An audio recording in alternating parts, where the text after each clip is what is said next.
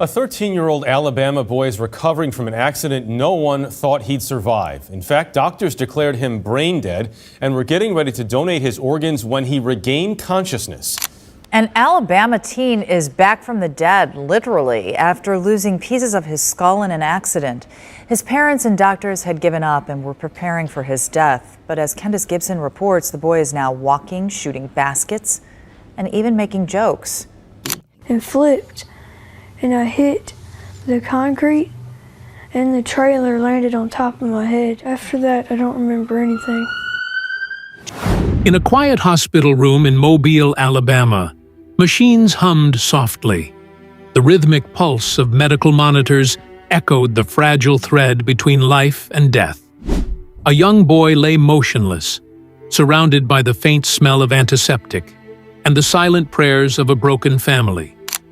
His name was Trenton McKinley, 13 years old, full of dreams, laughter, and a future that had vanished in an instant. His mother, Jennifer, stood by his bedside, her trembling fingers gripping his lifeless hand. For days, doctors had whispered grim words. No brain activity, no response. The boy she once knew was gone. Papers were placed before her, documents no parent should ever sign.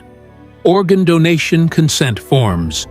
With tears streaming down her face, she signed them, believing that her son's death might at least give another child a chance at life. But what she didn't know was that Trenton's story was far from over. Before we continue, don't forget to subscribe to our channel for more awe-inspiring stories of faith, survival, and miracles that defy science and reason. They said he would never be normal again. They told me the oxidation problems would be so bad to his brain that he would be a vegetable, even if he made it. It was an ordinary afternoon, the kind that begins with sunshine and ends in tragedy. Trenton had been playing in a trailer pulled by a small dune buggy when everything went wrong. In an instant, the trailer flipped, slamming down with full force on his head. Paramedics rushed to the scene. His skull was fractured in multiple places. His brain had suffered massive trauma. The boy, who just moments earlier was laughing with friends, now lay limp, his body broken. At the hospital, doctors worked tirelessly. They placed him on life support, but as the days passed, hope began to fade. His brain stopped showing signs of activity. The machines kept him alive, but his mind seemed gone.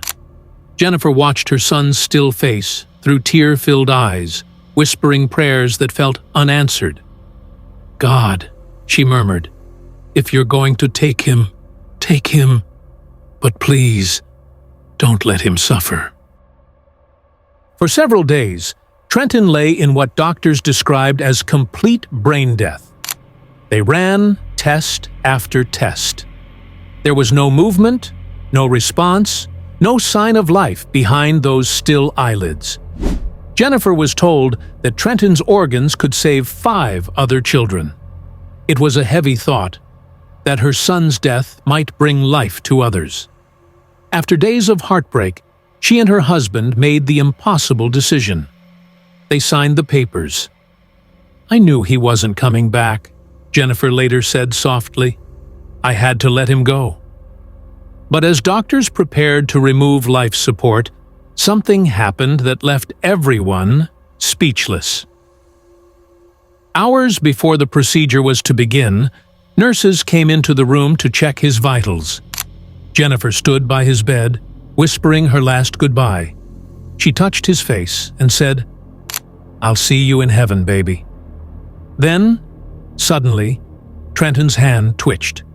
At first, they thought it was a reflex, but then his eyes flickered.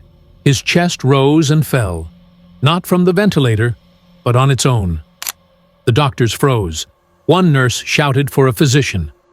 Moments later, the monitors began to change.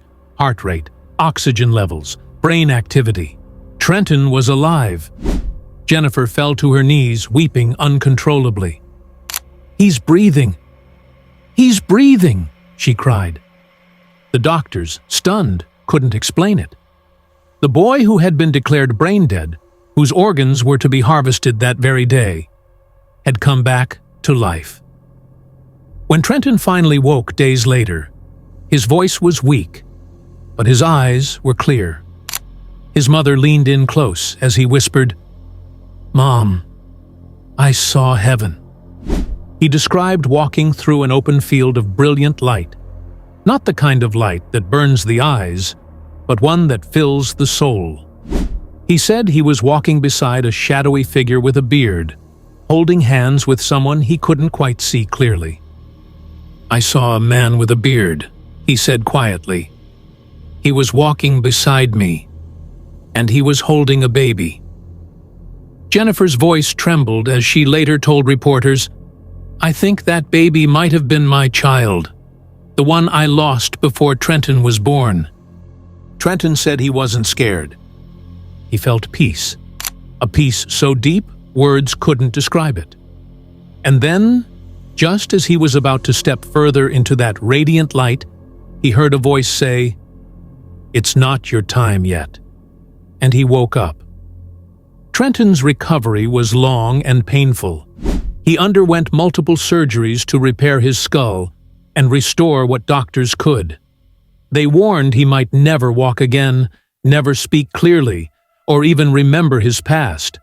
But Trenton proved them wrong. Each day he grew stronger. His speech returned, his mind cleared, and slowly, the sparkle in his eyes came back. He told his mom about what he saw, what he felt, and how peaceful it was. He spoke of a place that wasn't frightening, but full of love. Jennifer later said in an interview, "There's no other explanation.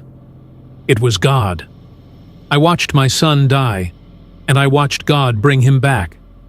The doctors eventually called it a miracle.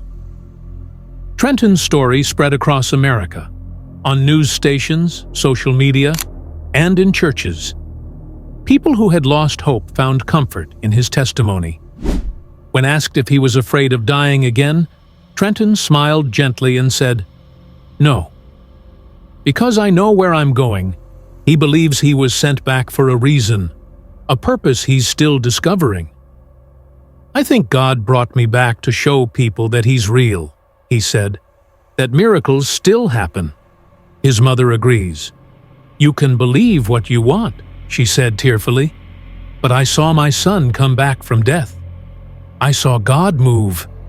Trenton's story echoes ancient moments from Scripture. Stories of Lazarus rising from the tomb, of Jairus' daughter being restored to life, of the widow's son whom Elijah raised from the dead. These were not tales of magic, but divine moments meant to reveal one truth: that life and death rest in the hands of God alone. In a world that often trusts only in science, this story stands as a quiet reminder that there are still mysteries beyond what we can measure, that sometimes faith walks where reason ends. Today, Trenton lives with a few scars, but his spirit shines brighter than ever. He rides bikes again, laughs with his friends, and often speaks about heaven, not as a dream, but as something he's seen. His life has touched thousands, reminding the world that miracles aren't just ancient stories. They still happen, sometimes when we least expect them. When Jennifer looks at her son now, she doesn't see the hospital bed or the pain. She sees the miracle. She sees the moment when heaven touched earth, when hope returned after she thought it was gone forever. And somewhere in that story, we're reminded that even in our darkest hour, light can still break through, because sometimes the dead do come back to life.